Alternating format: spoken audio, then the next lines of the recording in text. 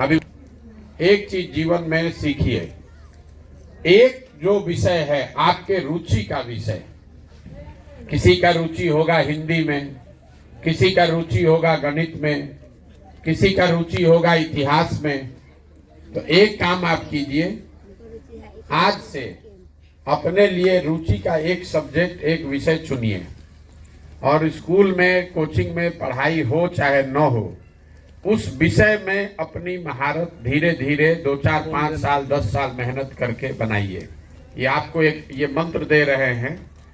अगर ये बात आपको समझ में आ जाएगी, एक विषय पर, पूरा 10 विषय नहीं, एक विषय पर आपकी अगर महारत हो जाए तो जीवन में कभी भी आपको बेरोजगारी या परेशानी नहीं होगा।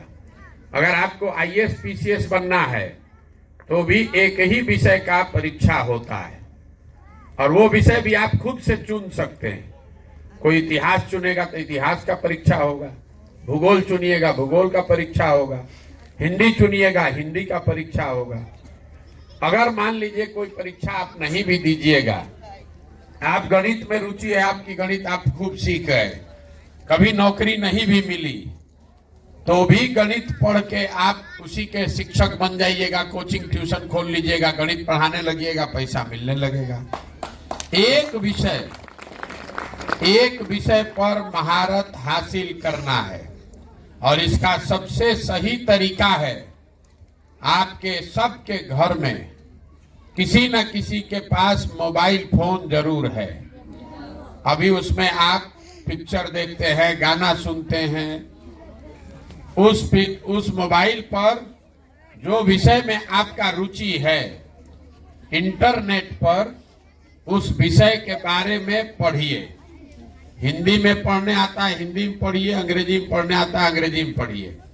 मान लीजिए कि आपको इतिहास में रुचि है तो इतिहास के बारे में मोबाइल फोन पर जाकर सर्च करके आप इंटरनेट पर मुफ्त में पढ़ाई कर सकते हैं।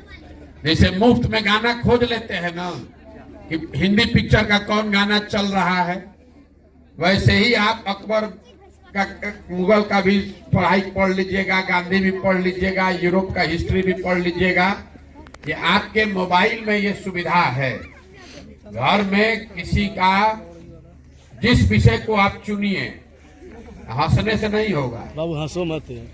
जिस विषय को चुनिए, अगले 3-4 बरस में ये संकल्प लीजिए कि इस विषय में गांव भर में सबसे ज्यादा समझदारी हमारी होगी।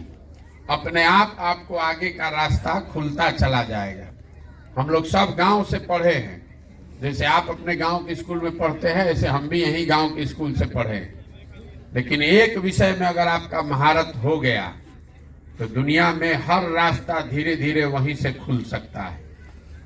अब कितनी बच्चियां हैं जो पढ़ लिख के नौकरी करना चाहती हैं,